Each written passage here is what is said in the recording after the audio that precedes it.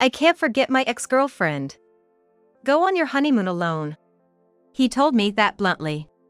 Though our honeymoon was just a day away and plans to officially tie the knot once we returned, he had the audacity to say that to his fiancée. Fine, I'll go by myself then. My fiancé chose his affair over me. I have no lingering feelings for him anymore. I decided I'd never come back here and set off on a solo trip. My name is Sarah Johnson. I'm just an average woman in my 20s, working freelance. Currently, I'm engaged. I've been dating my partner since college, his name being Jason Miller. Given recent circumstances, we decided not to have a wedding ceremony. To be honest, I wasn't really concerned about wearing a wedding dress or having a big ceremony. Jason didn't seem too interested either, so it didn't matter. Both parents had seen each other, and the only thing we did was buy our rings. All that was left was to submit our marriage license on our upcoming anniversary in a few months. We're currently living together in our new home as an engaged couple. Although we aren't legally married yet, we're already wearing our rings and living as if we were a married couple. After living like this for a while, Jason suddenly suggested, "Hey, wanna go on a trip next long weekend?" At the end day of that long weekend was coincidentally the scheduled day to become officially married. We had plans to go to the city hall but hadn't thought much beyond that. You mean? It means our honeymoon. We're not having a ceremony, so we might as well take a trip, right? I was surprised since I hadn't expected Jason to suggest something like this. He usually left holiday plans and marriage procedures up to me. To be honest, I'd given up on him in that regard. We're both busy with work, and Jason isn't really into traveling. I had written off the idea of a honeymoon entirely. That sounds great. I'd love to go, I said excitedly. And just like that, our honeymoon was set in a hurry. After much discussion and considering the sudden nature of our plans, we decided to travel domestically. I'd be happy with anywhere. The mere fact that Jason suggested we take a trip together already made me so happy. You can choose wherever you want to go. But in the end, he left it up to me. At that time, I was just so thrilled I didn't mind at all. Given it was the hot summer season, I decided we'd go to Alaska. I reminded of a while back, Jason mentioned while watching TV, I've never been to Alaska. I'd love to visit. It had been some time, so he probably didn't recall saying that. But, hoping it would make him happy, I started planning our trip in detail. Looking back, that was probably the happiest time. I never imagined the heartache that would come next. A little after I began our travel preparations, Jason had a high school reunion to attend. Jason and I met during our college years. So, I hardly knew any of his high school friends. Since I knew he was going to a party where both men and women would be attending, it wasn't exactly comforting. Yet, Jason cheerfully said, "I'm gonna announce to everyone that we're getting married." He said that with a cheerful bounce in his step and headed out. I didn't want to rain on his parade, so I kept quiet and watched him go. I mean, we're practically newlyweds, his coming back home probably wouldn't be too late. Considering we're about to be officially married, his friends would surely understand he shouldn't be out too long. That's what I kept telling myself to avoid worrying too much. However, the time the reunion was supposed to end came and went, and Jason didn't come home. He said he'd be back after the main event. I called him several times out of concern but couldn't get through. I just hoped he wasn't getting too carried away. Much to my dismay, Jason didn't come home until the next morning. Sorry, we just got so caught up," he said when he woke up around noon. Honestly, I didn't mind him coming home late. But at least he could have given me a message. He always used to let me know before. I found myself getting a bit irritated. There would have been other women at the reunion. Coming home in the morning after such an event doesn't sit right with me. But mentioning every little thing would just make me seem clingy, and I didn't want that.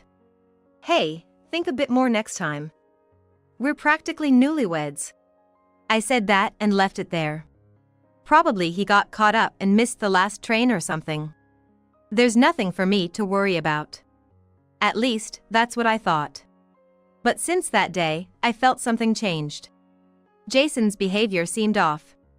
Is this what they call a woman's intuition? All I noticed were minor things. Nothing concrete. But something felt amiss. He started coming home a bit later than usual. He began taking his cell phone to the restroom or when changing clothes. And he seemed distant even when I tried to strike up a conversation.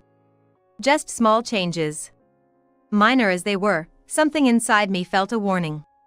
The Jason I knew was somehow different now. Did something happen at the reunion? That's what I started to think. But I didn't have the courage to turn my suspicions into certainty. Snooping through his phone, or confronting him directly. I was afraid to take such actions. If there was an issue, what would I do? We're about to get officially married, and if there's an issue? The thought scared me, and I couldn't muster the courage to move forward. And with those feelings, the day of our trip was gradually approaching. Jason seemed to be lost in his thoughts as usual. There were many days he didn't seem to really listen to what I said. Hey, are you listening? Even when I asked that, he'd reply, sorry, I didn't catch that. Just been worn out from work. And he wouldn't engage. We hadn't had a proper conversation in days. When he got home, he'd often just go straight to sleep. What kind of married life is this for a couple who's essentially newlyweds? I wished we could spend more time talking and being together. I was filled with unease. Could I truly enjoy our honeymoon with things being this way? Doubts clouded my mind. And then, I crossed a line I shouldn't have. It was the day Jason came home drunk from a company happy hour. He dozed off on the living room couch. From his hand, his cell phone slipped with a thud. I picked it up, intending to put it on the table. At that moment, a notification caught my eye. I hadn't intended to snoop. But by sheer chance, it caught my eye. The sender's name was Jessica. A message from a woman. I couldn't see the entire text in that split second, but I think it said something like, "Did you deceive your wife? Can't wait to see you again." The moment I saw that, I felt the blood drain from my face. See him again? Deceive? Me? A sinking feeling washed over me. The uneasy feeling I'd been vaguely sensing seemed to be materializing before my very eyes. I knew I shouldn't, but I couldn't resist. Making sure Jason was fast asleep, I took the phone. I always knew Jason didn't have a lock on his phone. I believed it was because he trusted me and had nothing to hide. Hesitantly, I checked the messages. What I saw was absolutely shocking. Today, Jason had said he was at a company happy hour, but it seemed that was a lie. In reality, he had met with a woman named Jessica. Up until a few moments ago, my fiancé had been alone with another woman. And he lied to me, saying it was a work-related outing. Won't your newlywed wife get suspicious? It's fine. Told her it's a company outing. She's pretty oblivious, she won't catch on. That's awful, being so deceitful to her. It seems they had this conversation earlier in the day. Right around the time he told me he wouldn't need dinner because of the company outing. I had believed him, thinking a work event was a valid reason. Looking back through their conversation, the earliest message was from a month ago. From the day of the high school reunion. I was surprised to see how beautiful you've become. Breaking up was a mistake. If I had stayed with Jason, I'd be the one married to him. That's how their conversation started.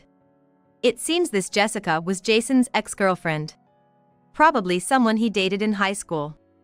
By the time I met him, they had already broken up, so their relationship should have been long over. Maybe they rekindled things after seeing each other at the reunion. We're practically newlyweds and about to have our honeymoon.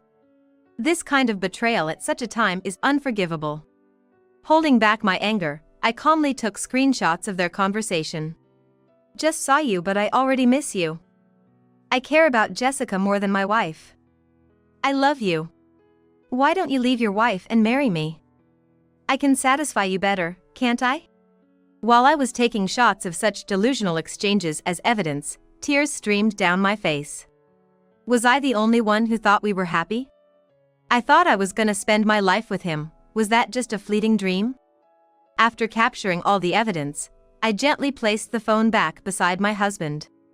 One thing's for sure, my mind is made up. I'll just go with the flow. Time flew, and it was finally the night before our trip. I had everything ready for our vacation. I asked Jason, "Have you packed yet?" But Jason just looked down, staying silent. "What's wrong?" After my repeated questioning, he finally spoke up, looking like he'd made up his mind. I can't go on our honeymoon with Sarah." He looked straight at me, and Jason continued speaking. He had an expression that seemed like he had finally let go or become defiant. "I can't forget my ex. I want you to go on the honeymoon alone." He said it right to my face. With our honeymoon set for the next day and plans to get legally married after our return, he boldly declared to his fiancée, "I can't forget my ex. You should go on the honeymoon by yourself." "So you're choosing your ex over me?" I asked, trying to stay calm. Not expecting me to be so composed, Jason firmly said, "Yes. I'm not gonna travel with Sarah. Jessica is the one I care about." He spoke as if intoxicated by his own words. Like he was trying to justify his actions or play the part of a tragic love story's protagonist. Listening to him, my decision became more solid. "All right. I'll go alone then," I responded, getting up and heading towards our bedroom. Before closing the door, "I don't want to see your face. Why don't you go to Jessica's place? Don't come back here till I leave for the trip." I said that. He replied, "Got it. I won't be coming back tonight." He left the house, calling someone. Probably Jessica, that woman he's cheating with. They're probably having a great night from now. That woman must be looking pretty smug right now. If she wants a cheater, I'll let her have. I'm over it. Left alone at home, I started preparing for my trip tomorrow. The next day, I was on a plane, heading solo to Alaska. I had torn up the extra ticket which was written Jason's name when I left the house. He probably won't be coming home tonight. He's at his lover's place after all. I suppose if he does reach out, it'd be after he's home. With those thoughts, I arrived in Alaska. By the time I got there, it was beginning to get dark. Took longer than I thought. Might as well treat myself to a nice seafood dinner, local to Alaska. After a while, my phone rang. Of course, it was Jason. Probably returned from his lover's place. After checking out the situation at home, he called me. I kinda had an idea what this was about, but I might as well pick up. "Hello? Hey! Where the hell are you?" He yelled right off the bat. The volume of his voice caught me off guard, and I instinctively pulled the phone away from my ear. "Loud much?" "I'm in Alaska, where you told me to go, right?" I replied with a sigh. "Why?" "Well, you're the one who did let me go on the honeymoon alone, didn't you?" "That's not the point." Even over the phone, it was clear. Jason was clearly panicking. I could tell from the tone of his voice. "What the hell were you thinking? Why is the house empty?" Before I left for Alaska, I had tidied up my personal affairs. Modern moving companies are pretty darn efficient. Maybe it's tailored to folks who need to get out in a jiffy. Apparently, they can handle same-day moves. Well, I'd been researching this for a while and had already chosen a company. "You mean I moved? Isn't it obvious? Why'd you take all the furniture? We were living there together, this doesn't make any sense." "We lived there together, but all the furniture was mine."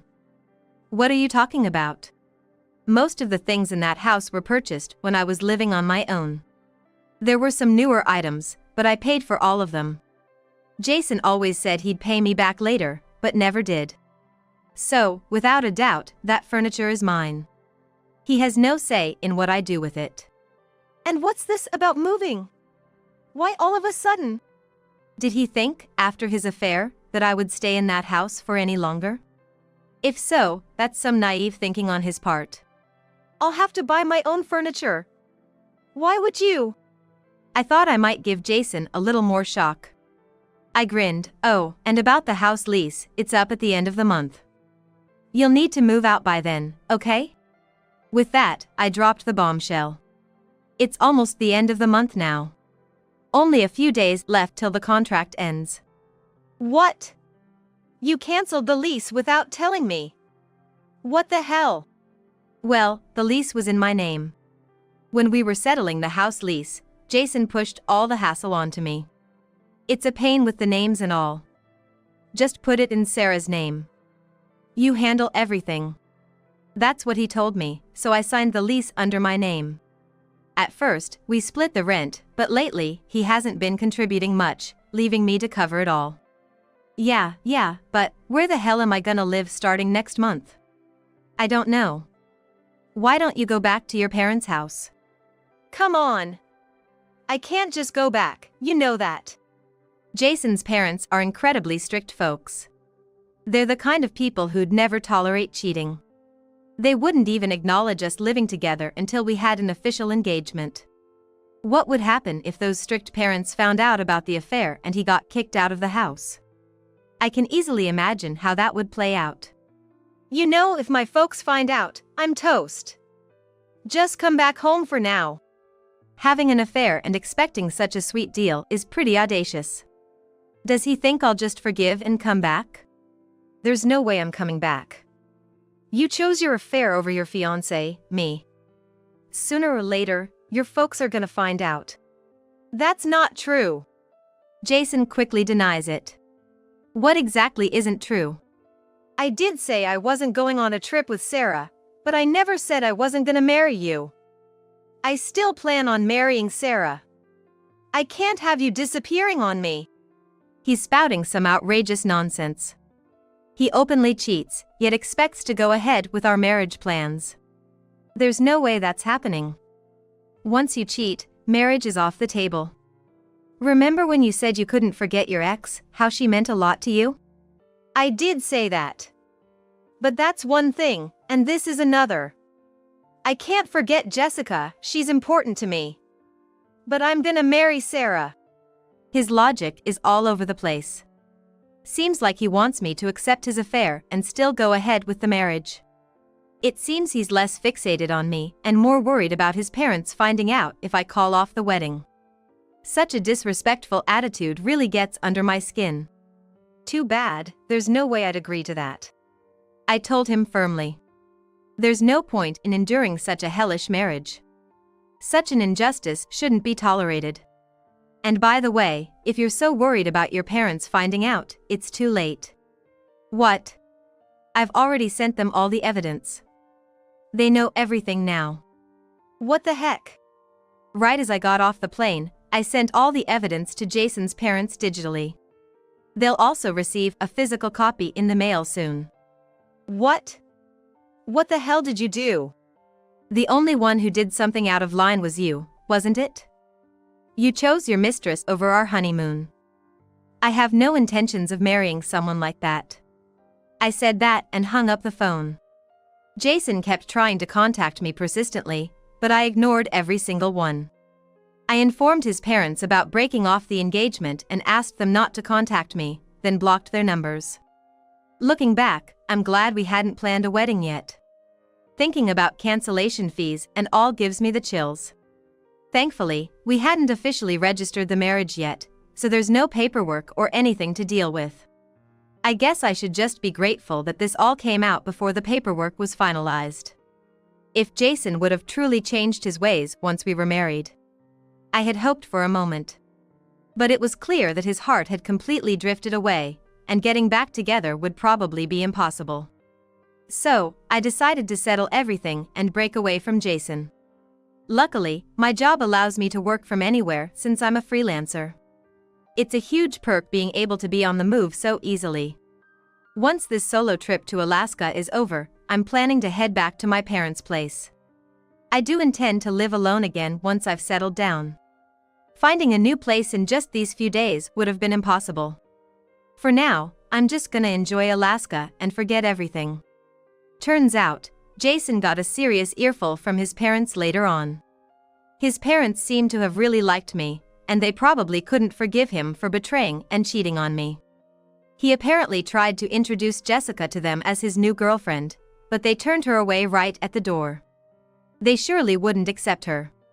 To make matters worse, they even found out that he was trying to rush our marriage just so they wouldn't get mad at him. Telling them that Jessica was his new fiancée in such a vague situation probably only made his parents angrier. From what I've heard, Jason's parents have disowned him and he's basically been cast out. Losing his home and his family, it's quite the mess he's in. Well, considering we weren't married yet, I hope he'd be grateful that I didn't ask for a refund of the house lease or anything like that. After all, had I felt like it, I could have made such demands. But I knew even without doing that, his life would become pretty tough. Jason, to be honest, doesn't make that great of a salary. It's probably a bit below average for his age group. Compared to mine, it's about half. Of course, I never told Jason that because I didn't want to hurt his pride. That's why, even if Jason didn't pay the rent or chip in for living expenses, we managed. That was all thanks to my earnings. But what about Jason now? Suddenly kicked out without any furniture or appliances. Now he's gonna start living on his own, renting a place, and buying all the household appliances. After doing all that, I wonder how much money he'll have left. Seems like he's actually struggling to get by month to month. He probably rented a place close to his work, somewhere similar to before. That area has high rent. Buying all the appliances will cost a lot, and if he continues to eat out, he'll run out of money in no time. Moreover, he can't rely on my income anymore, so his earnings are less than half. His bank balance will hit rock bottom in no time. The reason he could afford dates and hotel stays was because of me. He probably realizes that now. And can a broke guy like him keep an affair going on for long? As expected, Jessica, his affair partner, quickly dumped Jason. She seems to be getting along with a new guy now. So, he lost his fiancée, his family home, his place, and even his affair partner. Even if Jason regrets everything now, there's no turning back. Even without me asking for the repayment, he's bound to lead a difficult life. He's been disowned, so he can't rely on his family. He's truly in a tight spot. As for me, I'm living comfortably at my parents' place. Going about my usual work routine, while looking for a new home and thinking about my new life. When they heard about the broken engagement, my parents were initially shocked. But after hearing the details, they came around and understood. They probably thought it was a good thing that we hadn't legally tied the knot yet. Even mutual friends were very surprised.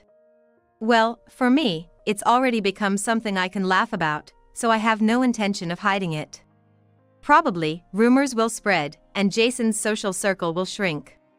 I expect he'll become estranged from the friends he made during college too. After a solo trip to a place like Alaska, I've become hooked on traveling alone. Now I'm planning to maybe head somewhere down south next. Although I've gone through the uncommon experience of breaking off an engagement, I can't mope around forever. Life's too short after all. I gotta make the most out of it and enjoy it to the fullest. With that in mind, I'm living every day to the fullest, both at work and in my personal life.